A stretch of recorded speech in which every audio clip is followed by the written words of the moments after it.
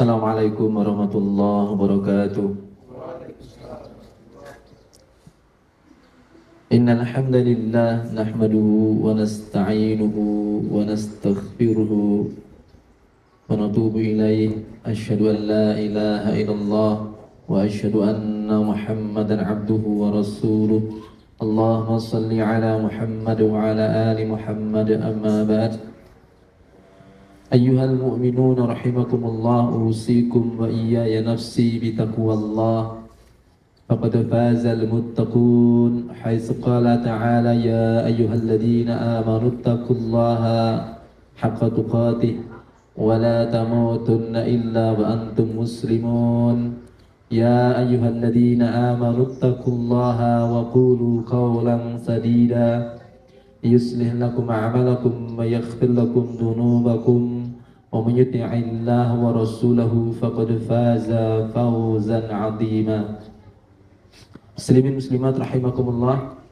Alhamdulillah, kita panjatkan puji dan syukur kita kehadirat Allah Subhanahu wa taala atas limpah nikmat serta taufiknya kepada kita dipertemukan oleh Allah Subhanahu wa taala di dalam liqa'ul ukhuwah. Semoga dicatat oleh Allah sebagai pertemuan yang lillah, billah, billah, bertemu karena Allah, berpisah juga karena Allah, sehingga mendapatkan fadilah di antara sab'atun yudhilluhumullahu fi dhillihi yawma la dhilla illa dhilluh, yang diantaranya warajulani tahaba fillah ijtama'a alaihi wa tafarraqa alaihi. Orang yang saling mencintai karena Allah, bertemu dan berpisah karena Allah. Juga termasuk di antara yang Nabi kabarkan tentang kaum yang membuat takjub para nabi dan juga para syuhada. Inna halal arsy manabir 'alaiha qaumun libasuhum nur wa wujuhum nur laisu bi anbiya wala syuhada. Sesungguhnya di sekitar arsy-Nya Allah itu ada kaum-kaum yang wajah mereka bercahaya, baju-baju mereka bercahaya, mereka bukan para nabi, bukan pula para syuhada. Yakhbitumul anbiya wa syuhada. Para nabi dan para syuhada ghibtah, iri, takjub terhadap kedudukan mereka.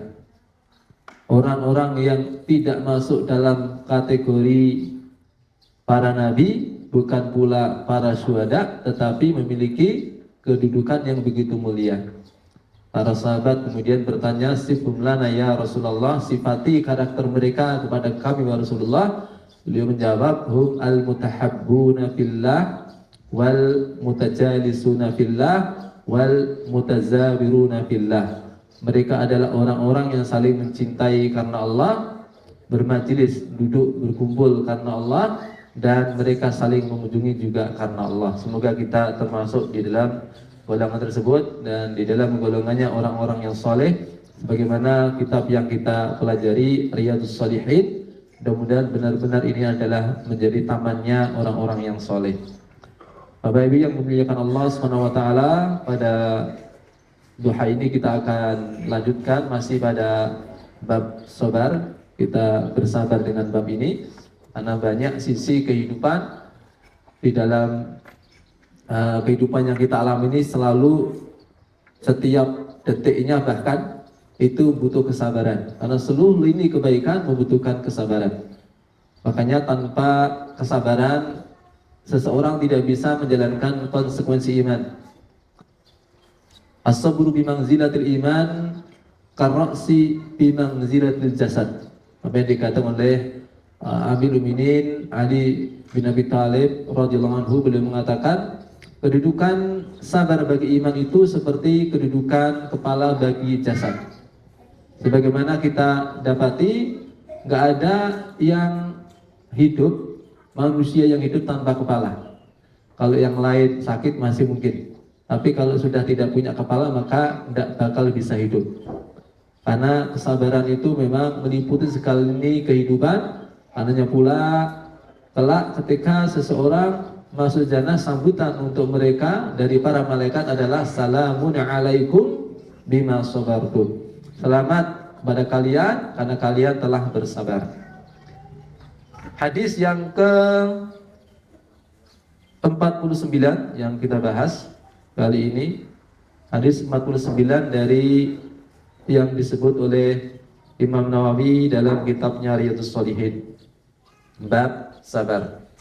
Wa an Abi Hurairah radhiyallahu anhu qala qala Rasulullah sallallahu alaihi wasallam ma yazalul bala'u bil mu'mini wal mu'minati fi nafsihi wa waladihi wa malihi hatta yalqallaha ta'ala wa ma alaihi khati'atun. Rawahu At-Tirmidzi wa qala haditsun hasanun sahih.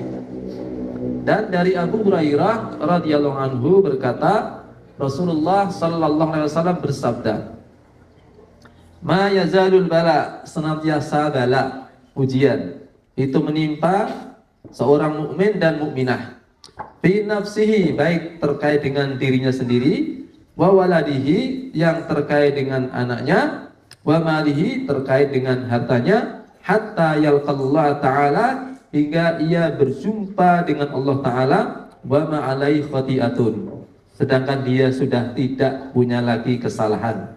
Rawahu Tirmidzi, diriwayatkan oleh Imam Tirmidzi, wa qala, beliau mengatakan haditsun hasanun sahihun, hadis ini hasan sahih. Nah, ini supaya dipahami khasnya Imam Tirmidzi di dalam Sunan Tirmidzinya itu memberikan komentar di belakangnya.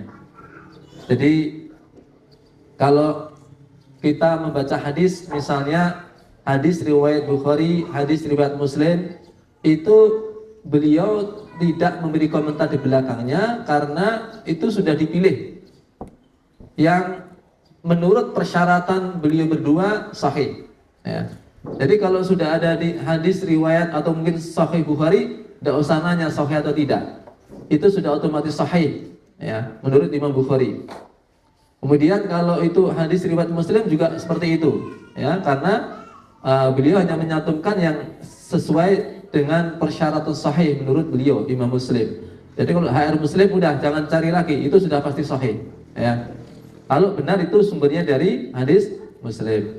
Tapi kalau hadis riwayat Tirmidzi, maka perlu menambahkan komentar beliau. Karena beliau tidak hanya mencantumkan hadis-hadis yang sahih, tapi juga hadis yang hasan sahih, ya. Bahkan yang dhaif pun juga ditampilkan.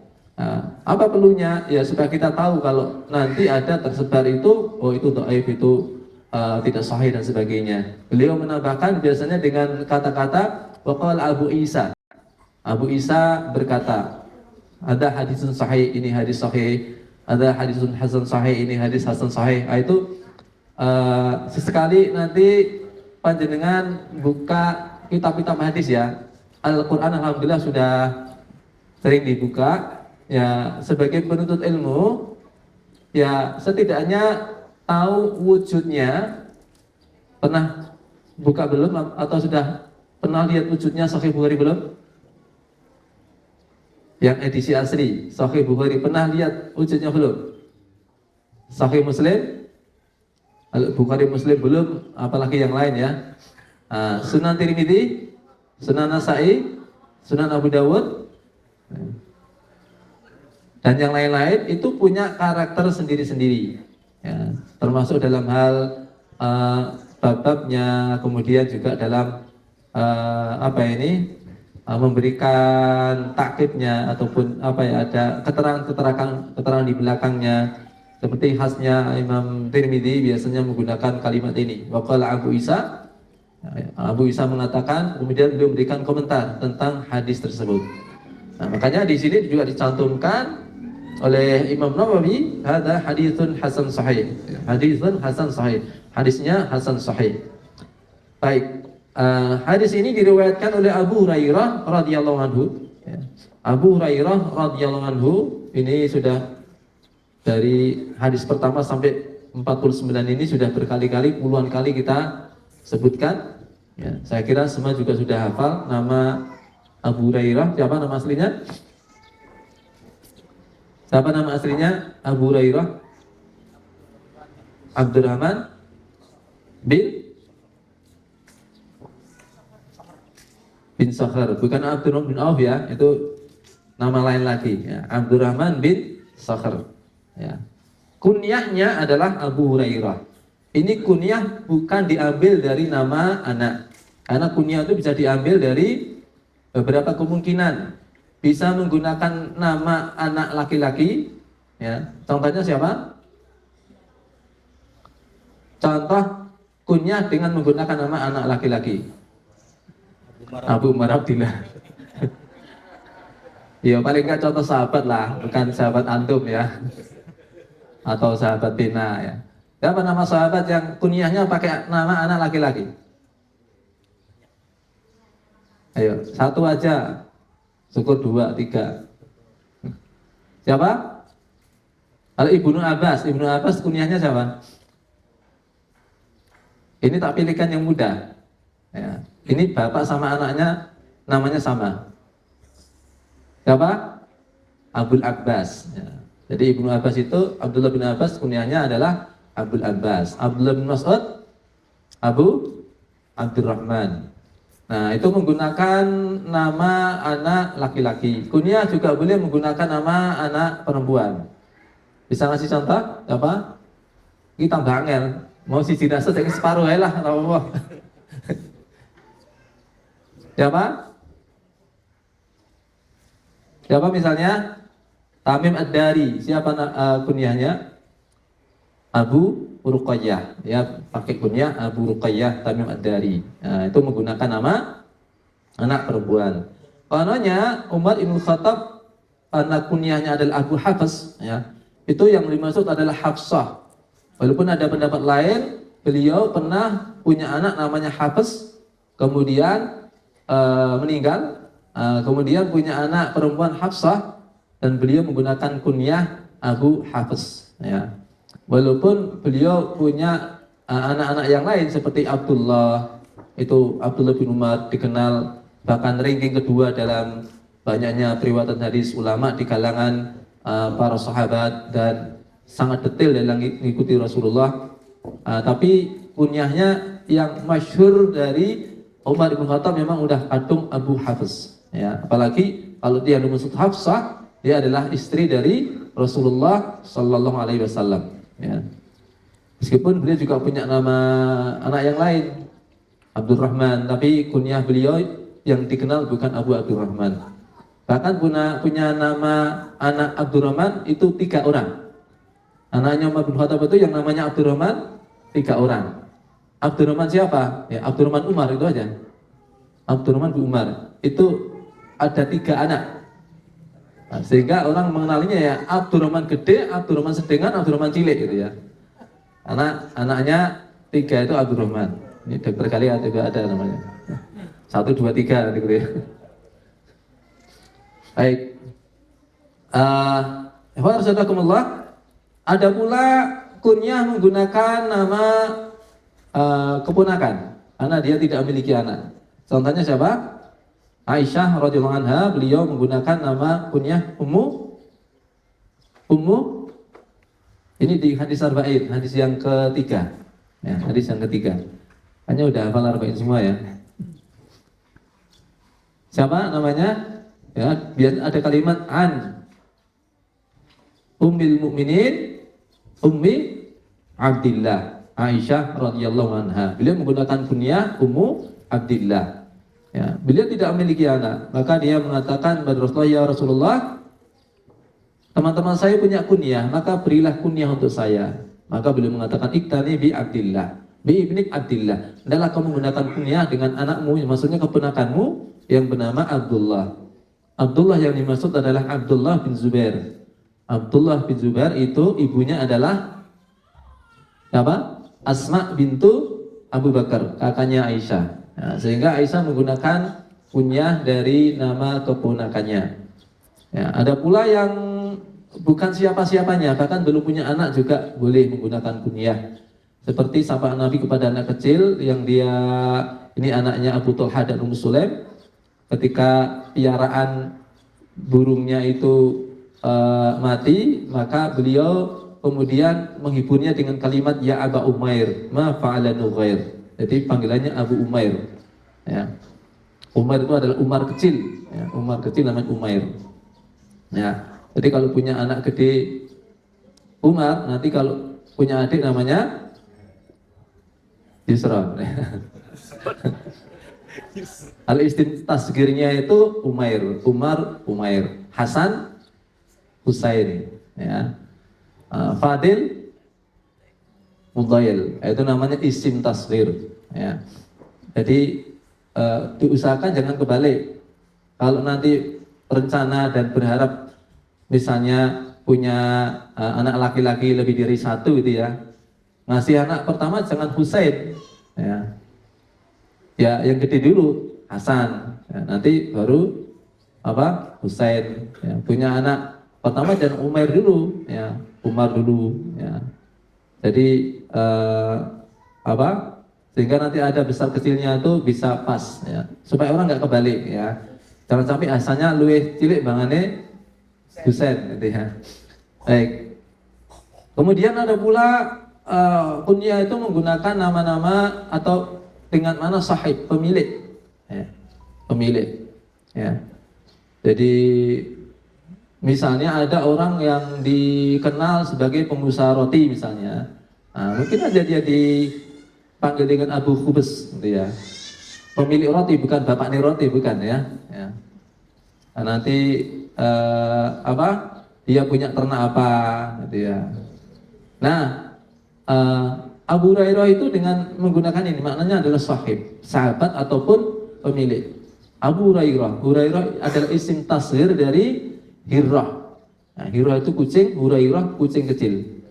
Karena disematkan ke beliau di masa mudanya itu akrab dengan kucing, di mana beliau ada selalu diikuti kucing kecil, sehingga beliau kemudian dikenal dengan Abu Hurairah, ya. Dan dah kadung terkenal dengan itu. Kunyah juga bisa berupa apa yang orang sekarang sebut sebagai personal branding, gitu ya. Brandingnya dia apa, ya. Kalau itu misalnya nama Abu Bakar itu adalah personal branding menurut sebagian pendapat, ya. Bakar itu bukan nama anak dari Abu Bakar As-Siddiq, ya. Nama aslinya siapa? Abu Bakar As-Siddiq nama aslinya siapa? Abu Bakar orang penting bukan ini? Uang penting loh, ya. Ya. Orang penting banget itu. Mengetahui nama asli Abu Bakar As-Siddiq lebih penting daripada mengetahui nama asli Abu Umar Abdillah, ya. Itu apa tak penting dia, balik nanti administrasi gitu, ya. Siapa? Nama Abu Bakar As-Siddiq siapa? Abdullah bin Utsman. Namanya Abdullah bin Utsman. Nah itu ya, ya kan Bud, ya? Bener Bud?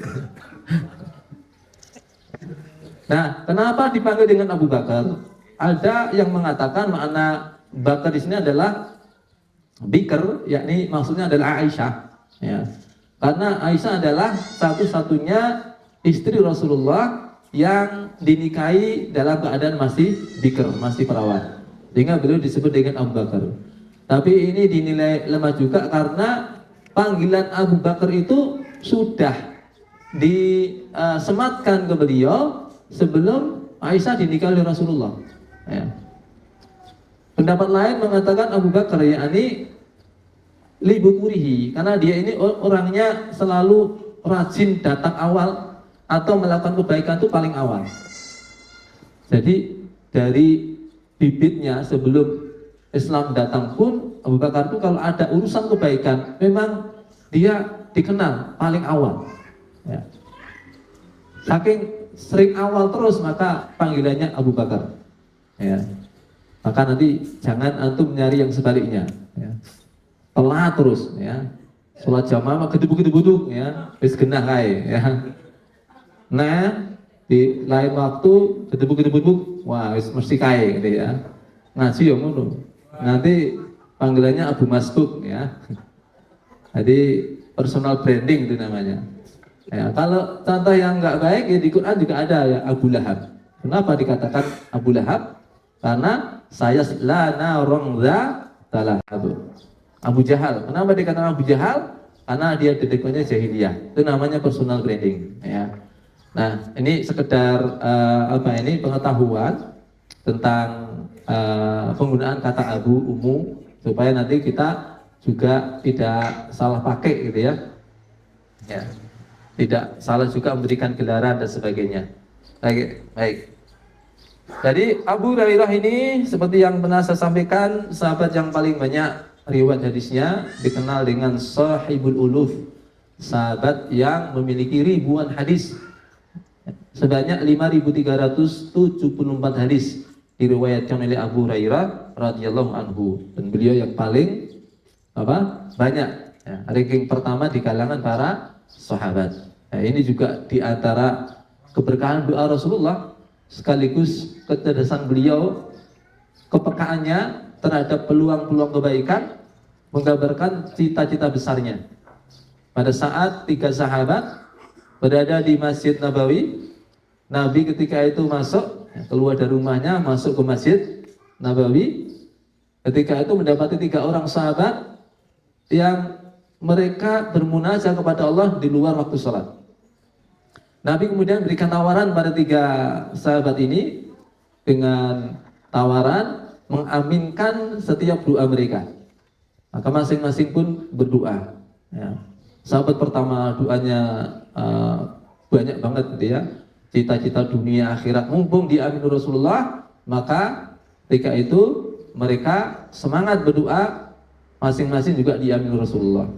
Sahabat kedua tidak kalah panjang dan lebarnya, banyak juga diamini juga oleh Rasulullah.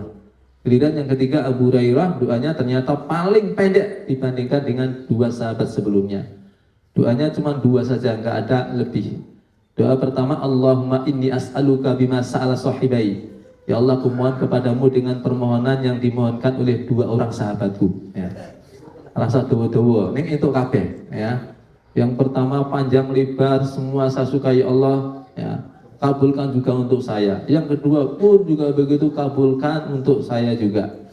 Nah, yang kedua, yang belum muncul di 2 orang sahabat tadi, doanya adalah was'aluka min ilmin la yunsa, dan aku mohon kepadamu ilmu yang tak pernah terlupa. Nah, ini rahasianya. Kalimat ya, ilmin la yunsa. Sehingga setiap kali beliau mendengar hadis dari Nabi, beliau mampu menghafalnya dan tidak terlupa. Begitu diamini doa ini oleh Rasulullah, 2 orang sahabat tadi merasa ada yang kurang dari doanya. Ya. Abu Hurairah menang banyak ini. Ya. Maka mereka bilang, ya Rasulullah, bagaimana kalau kami berdoa lagi, tolong diamini lagi. Maka beliau menjawab, sabaqakum biyal ghulamud dausi, sudah kedahuluan temanmu dari Daus ini. Gak ada siaran ulang. Ya. Semua sudah diberi kesempatan. Ya. Keberuntungan bagi Abu Hurairah ya, dengan aminnya Rasulullah, dan menjadikan beliau di antara bahkan sahabat yang paling banyak riwayat hadisnya. Apa yang beliau riwayatkan di sini, Rasulullah sallallahu alaihi wasallam bersabda, "Ma yazalul bala." Ma yazal itu menunjukkan istimrariyah, ya, terus menerus. Bala, ya, ujian, bil mu'mini menimpa seorang mukmin, wal mukminah, begitupun juga menimpa seorang mukminah. Ya. Jadi sebenarnya kalau secara bahasa, sekiranya di sini disebut dengan mukmin saja, mukminah sudah masuk. Tetapi ada penyebutan ya, mukminah secara khusus, dalilun ala mazidi minat ta'kid. Ini menambah penekanan. Ya. Tidak hanya dialami oleh laki-laki mukmin, tapi juga wanita mukminah, dia juga akan mengalami hal yang sama. Ujian yang sifatnya istimrariyah. Ya.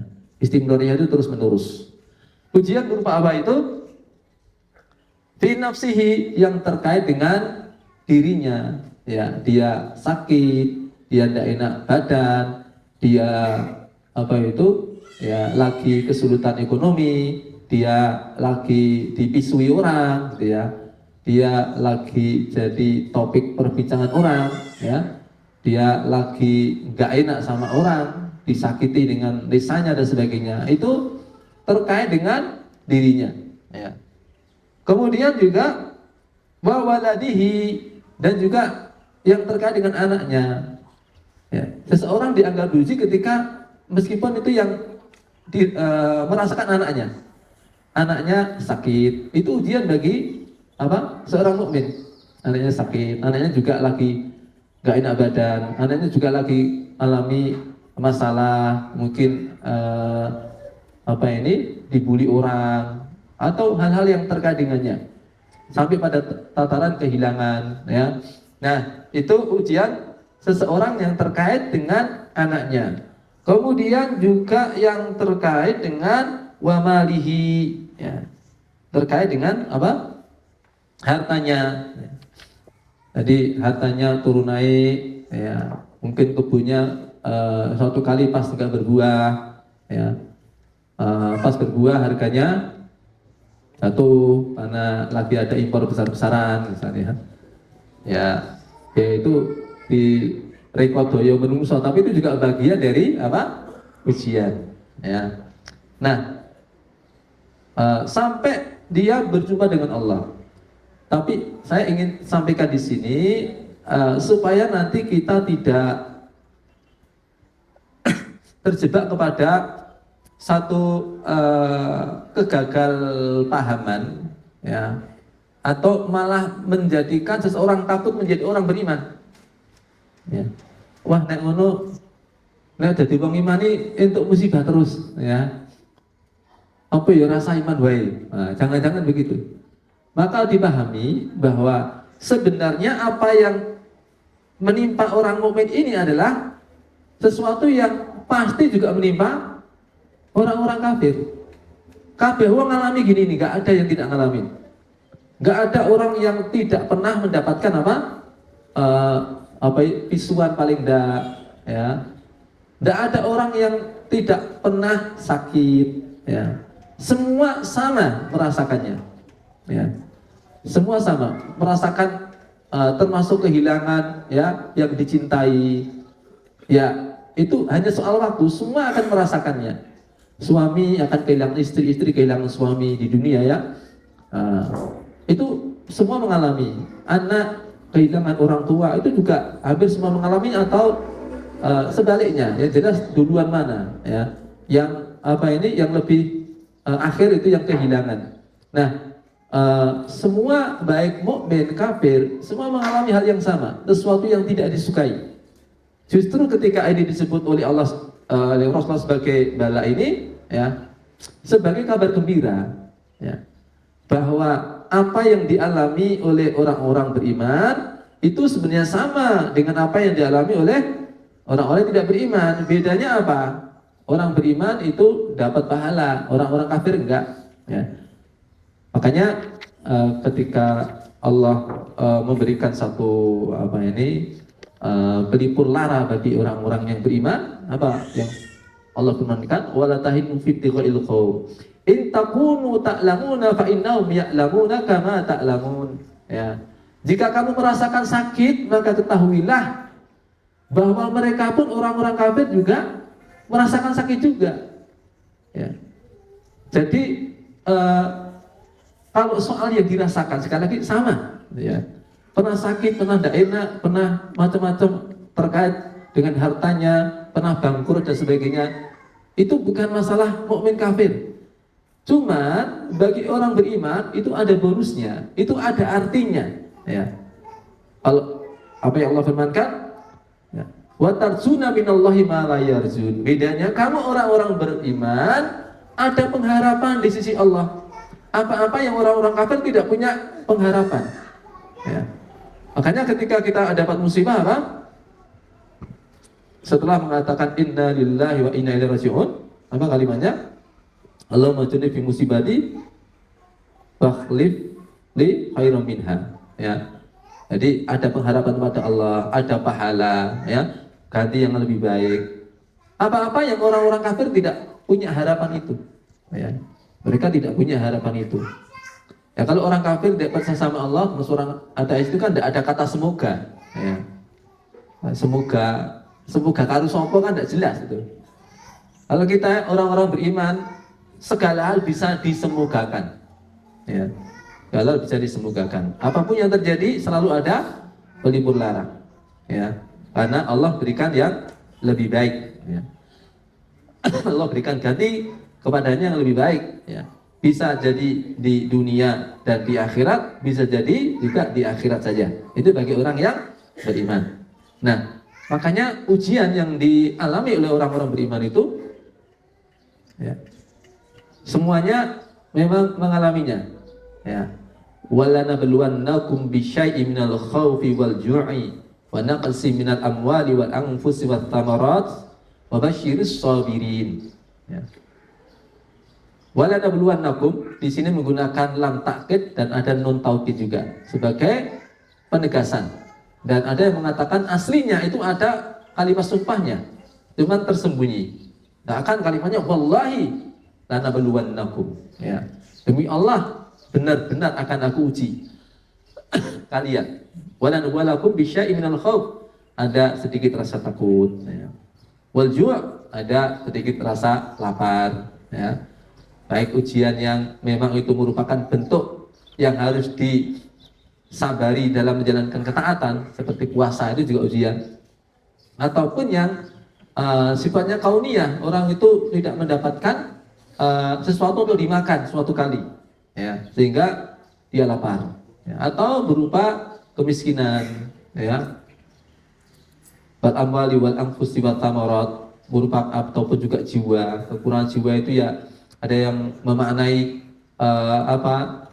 dia mengalami apa yang tidak disukai, ya, atau juga kehilangan jiwa, orang-orang yang dicintai, wathamarat, kekurangan buah-buahan, ya, hasil panen yang tidak sesuai dengan yang dikehendaki dan seterusnya. Wa basyirus sabirin, maka bergembiralah bagi orang-orang yang sabar.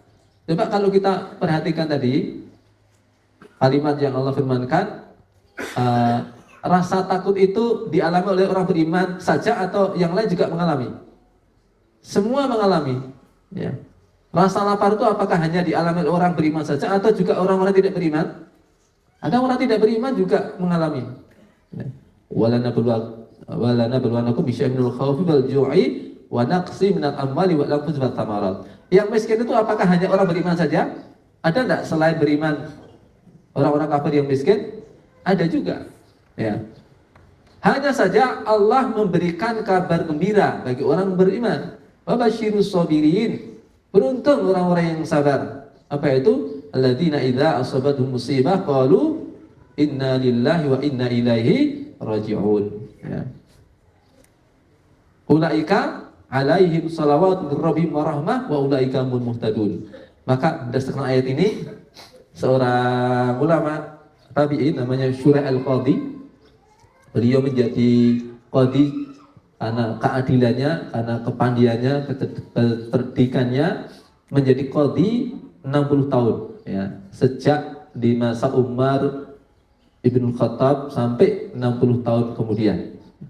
Syurah al-Qadhi, beliau bahkan mengatakan ketika mendapatkan musibah setelah membaca istirja, beliau bertahmid kepada Allah 4 kali, ya. Alhamdulillah, tsumma alhamdulillah, tsumma alhamdulillah, tsumma alhamdulillah, 4 kali.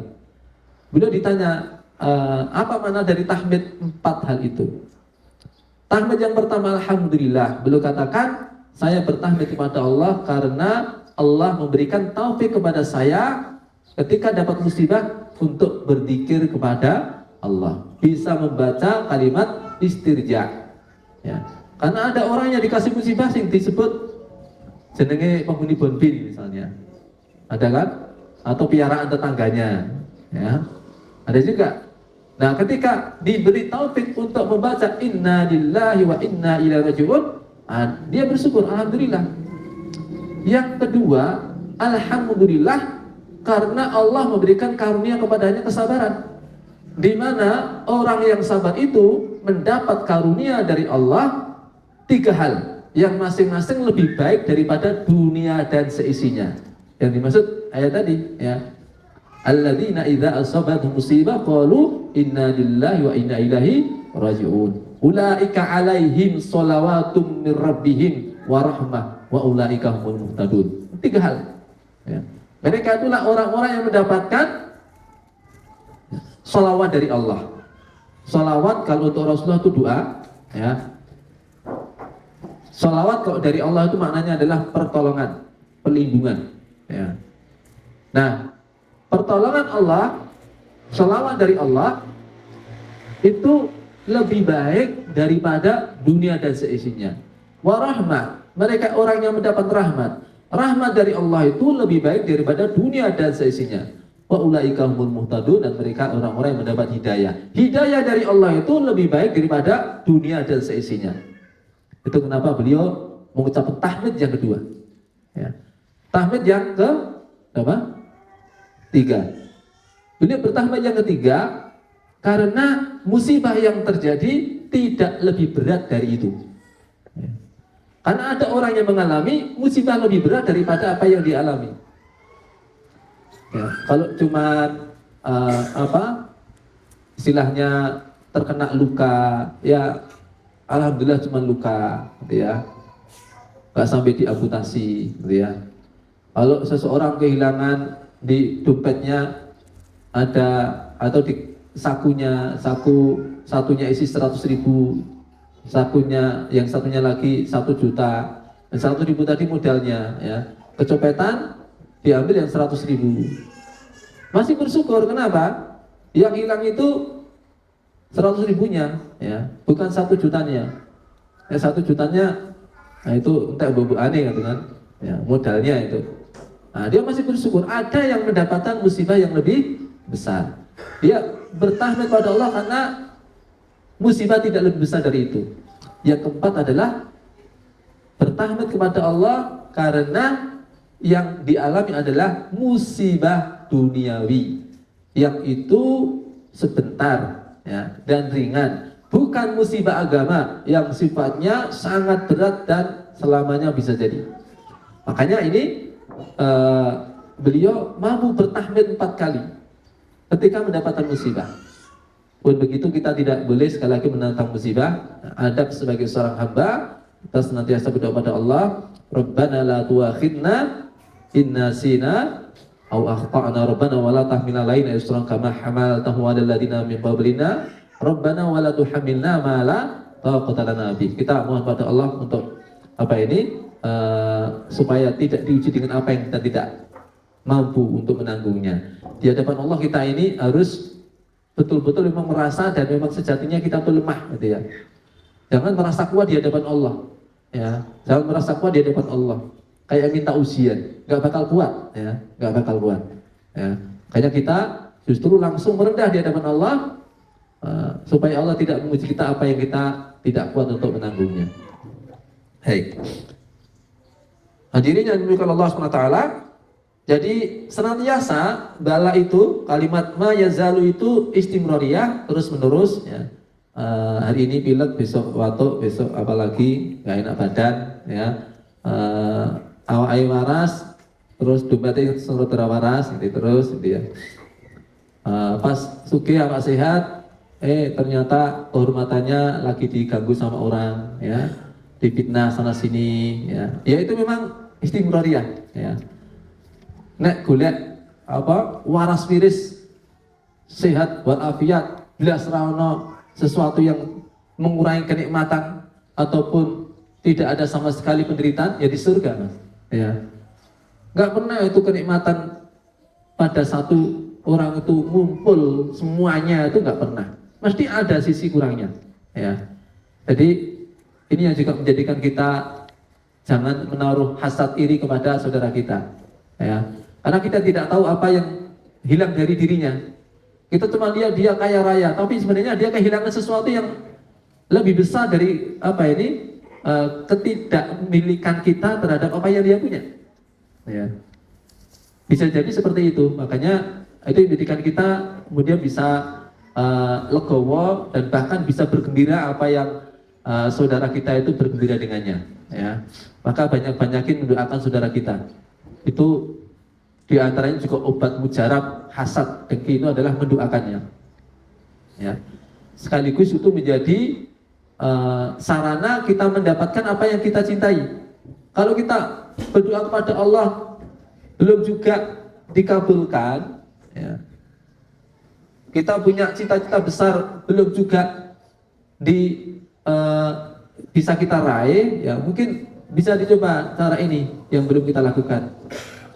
Doakan yang semisal apa yang kita inginkan untuk saudara kita tanpa sepengetahuannya. Nah, ketika ada seorang muslim mendoakan saudaranya bidharil ghaib tanpa sepengetahuannya didoain, maka malaikat mengatakan amin wala kabimithlit. Amin, kamu mendapatkan yang serupa. Semoga kamu mendapatkan apa yang semisal dengan itu. Jadi efek baliknya ini yang luar biasa, ya. Tapi tidaklah orang itu mendoakan saudaranya dengan kebaikan tanpa sepengetahuannya, kecuali dia sudah menghilangkan rasa ghil terlebih dahulu, menghilangkan rasa hasad terlebih dahulu. Kalau masih ada hasad, mana mungkin mendoakan kebaikan, ya. Nah, makanya ketika seorang mendoakan kebaikan untuk saudaranya, otomatis dia menghilangkan apa? Rasa hasad. Dan doa ini pantulannya lebih dahsyat. Karena yang mendoakannya adalah apa? Para malaikat. Ya, para malaikat yang mendoakannya. Nah, ini rahasianya mungkin ya masing-masing kita mesti ada cita-cita yang belum diraih, ya. Mungkin ada suatu keutamaan yang belum berada di tangan dan sebagainya, ya bisa mendoakan kebaikan untuk saudara kita. Nek perlu sing mbok sampeyan rodok iri sama dia itu loh, ya. Sisa terapi itu loh. Kalau mendoakan kebaikan kepada yang memang apa ini dia baik sama jenengan, ya itu iya bagus juga gitu ya. Nah, tapi seandainya mampu mendoakan kebaikan untuk orang yang apa antum iri kepadanya, nah itu masya Allah, ya. Itu efek baliknya juga. Sekali lagi juga jangan sampai mendoakan yang buruk, kan nanti khawatirnya malah kena kita sendiri, gitu ya.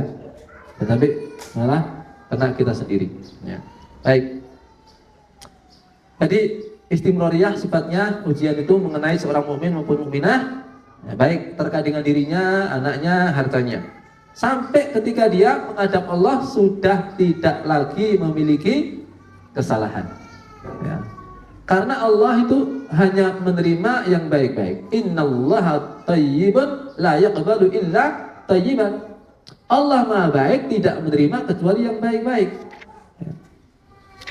Makanya ketika seorang muslim hendak menghadap Allah, ada kewajiban bagi yang masih hidup untuk memandikannya, itu sebagai sarana untuk apa? Untuk membersihkan jasadnya, ya. Tentu ini karena kuasa Allah semuanya, kecuali bagi yang memang tidak memungkinkan, ya, atau mungkin jasadnya tidak ditemukan dan sebagainya, ya. Itu insya Allah Allah yang membersihkan jika dia seorang mukmin, ya. Tapi bagi jenazah biasa, maka menjadi kewajiban bagi yang masih hidup itu untuk memandikannya, ya, supaya jasadnya bersih. Sebagaimana juga diharapkan rohnya juga bersih. Karena Allah hanya menerima yang baik-baik. Innallaha thayyibun la yaqbalu illa thayyiban. Allah Maha baik, tidak menerima kecuali yang baik-baik. Maka ada orang-orang yang ketika wafatnya dia menghadap Allah dalam keadaan baik. Mereka itu orang-orang yang apa? Ketika di masa hidupnya diakhiri dengan bersih, gitu ya. Allah berfirman tentang mereka, alladzina tatawafahumul malaikatu thayyibin yaquluna salamun alaikum udkhulul jannata bima kuntum ta'malun. Orang-orang yang diwafatkan para malaikat dalam keadaan thayyibin, dalam keadaan bersih. Yaqulun, malaikat mengatakan salamun alaikum, selamat atas kamu. Udkhulul jannata bima kuntum ta'malun, masuklah kamu ke dalam surga dengan sebab apa yang kamu kerjakan. Nah, apa yang dimaksud dengan thayyibin di sini? Ya, orang dijemput malaikat, ya, diwafatkan dalam keadaan thayyibin, dalam keadaan bersih. Ibnu Katsir rahimahullah beliau mengatakan makna dari thayyibin adalah mukhlisuna minasyirki wad danasi wa kulli su. Yakni mereka itu bersih dari kesyirikan, bersih dari kotoran dosa, dan bersih dari segala keburukan. Nah, pertanyaannya, apa ada orang yang seperti itu? Ada, Allah firmankan kok. Dan ini yang seharusnya kita mau kita menjadi target kita, ya. Dan tanda kesuksesan hidup seseorang itu ketika menghadap Allah, diwafatkan para malaikat dalam keadaan thayyib, dalam keadaan bersih. Itu yang benar-benar sukses hidupnya. Karena ada ucapan salamun alaikum, selamat atas kamu. Nah, pertanyaannya, bagaimana bisa orang yang hidup kok ketika matinya dalam keadaan bersih? Apa dia tidak pernah melakukan dosa? Pernah, ya. Bahkan tidak ada yang maksum kecuali yang telah ditetapkan oleh Allah dan para Rasul. Ya, kullu bani Adam khata', setiap anak Adam itu bersalah, pasti melakukan dosa.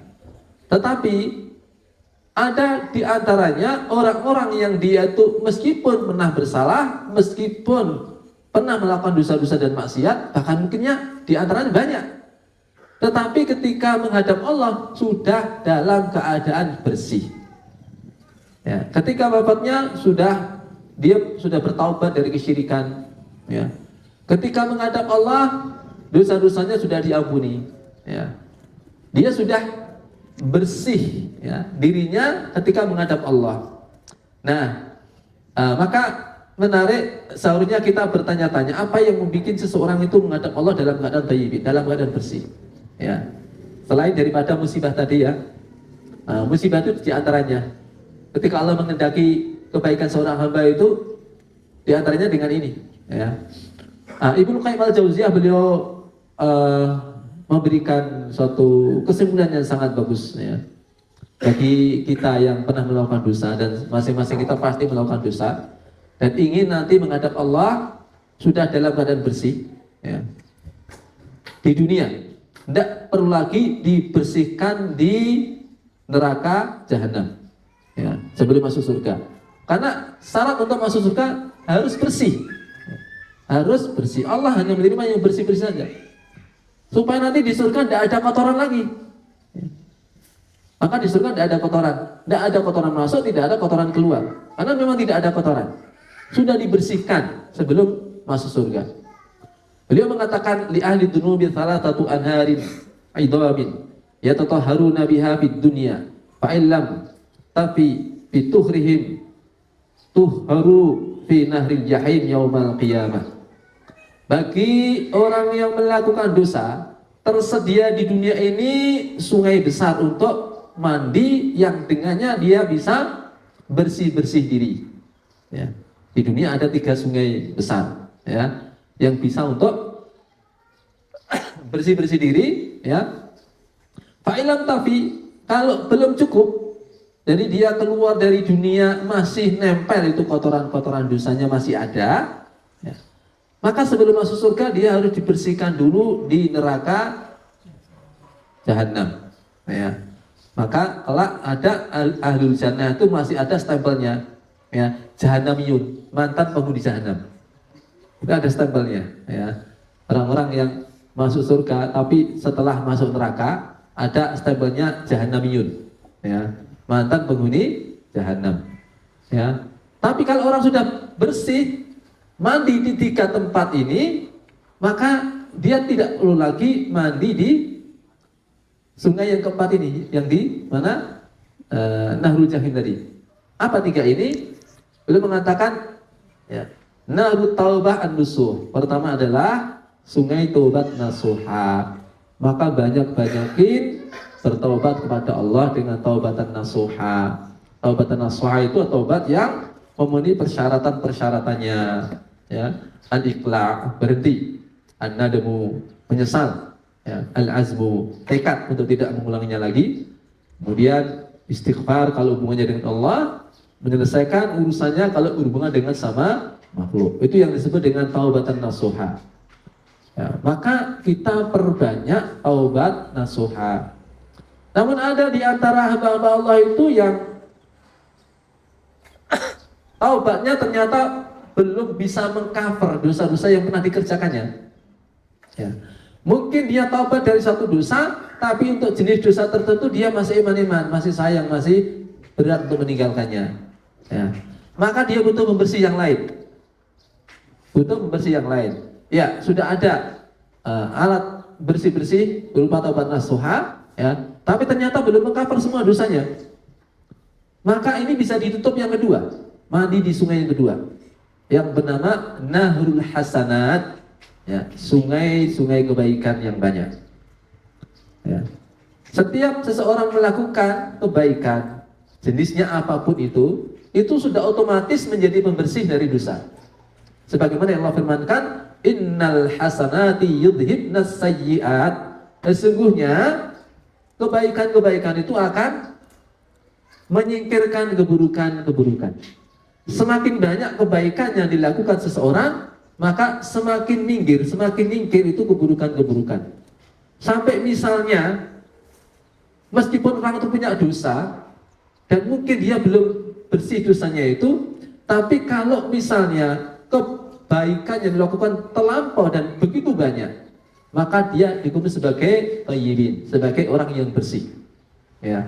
Sebagaimana kaidah tentang air, al-ma'u idza ghalaba ila qullatain la yunajjisuhu syai'. Air itu kalau sudah mencapai 2 kullah, maka tidak ternajis sesuatu. Ya. Ada najisnya, tapi airnya yang begitu banyak itu menjadikan ini tidak berarti. Najis ini tidak berarti. Kenapa? Karena airnya yang begitu banyak. Ada orang-orang yang dia punya dosa, tapi saking banyaknya kebaikan-kebaikan dikerjakan, maka dia dihukum sebagai orang yang bersih. Ya. Dia dihukum sebagai orang yang bersih. Nah, kebaikan apa itu? Semua kebaikan. Di sini disebutkan innal hasanat dengan alif lam ta'rif bermakna al-istighraq, mencakup semua jenis kebaikan yang berupa berhubungan dengan Allah, berhubungan dengan makhluk yang sendiri maupun terang-terangan, yang lahir, yang batin, ucapan, perbuatan, semuanya. Bisa menghapus apa? Juga keburukan semuanya. Ya. Nah, ini cara kedua untuk bersih-bersih diri. Namun ada di antara hamba-hamba Allah itu taubatnya belum mengcover, ya, belum bisa nutup kesalahan dosanya, kebaikan-kebaikan juga masih cepat, ya. Mungkin masih kurang dikit, atau tidak tahu masih kurang berapa, gitu ya. Nah, ketika Allah mengendaki kebaikannya, maka Allah akan memberikan peluang yang disediakan oleh Allah. Ya. Makanya kenapa kalau Allah mencintai suatu kaum, idza ahabballahu qauman ibtalahum, Allah memberikan ujian kepadanya berupa sesuatu yang tidak disukai. Itu diantaranya karena Allah mencintainya. Kenapa? Allah ingin membersihkan dosa-dosanya. Ya. Karena taubatnya belum bisa mengcover semuanya, kebaikannya juga belum mencukupi untuk menutup kekurangannya, maka Allah kasih peluang. Diberikan padanya musibah supaya dia bersabar dengannya. Yang ketika dia bersabar, maka hapus dosa-dosanya. Makanya seorang mukmin itu tadi, setiap apa yang dialami dari kesusahan, kesedihan, ya, luka, apapun itu yang tidak disukai, itu ketika berlangsung di ketika itu, maka dosa-dosa akan berguguran sampai dia menghadap Allah, sedangkan dia tidak lagi memiliki dosa. Ya. Kenapa? Sudah bersih di dunia. Maka kita cukupkan aja mandi di 3 sungai tadi. Ya. Tidak perlu punya cita-cita mampir. Ya. Mampir sehari itu berat, gitu ya. Jangankan sehari, ya semenit aja nggak kuat. Ya, nggak ada orang yang bisa bersabar di jahanam. Ya, sedetik aja nggak kuat. Makanya warahmatullahi, nah 3 sungai, ya, yang ada di dunia ini yang kita bisa, kalau yang bisa kita upayakan, ya, kita istilahnya dengan ikhtiar kita itu ya perbanyak taubat, perbanyak kebaikan. Kalau musibah kita jangan memperbanyak dosa supaya mendapatkan musibah, jangan, gitu ya. Tapi ketika ternyata ya kita mengalami apa yang tidak kita sukai, sebagaimana juga orang-orang itu mengalami apa yang tidak mereka sukai, nah, di ketika itu pilihannya adalah bersabar. Supaya apa? dosa-dosa kita dihapus oleh Allah Subhanahu wa taala. Ini saja yang bisa saya sampaikan. Semoga kita nantinya dicatat oleh Allah Subhanahu wa taala sebagai di antara yang Allah firmankan, alladzina tatawaffahumul malaikatu tayyibin yaquluna salamun alaikum udkhulul jannata bima kuntum ta'malun. Sekian dari saya, akhirul kalam. Assalamualaikum warahmatullahi wabarakatuh.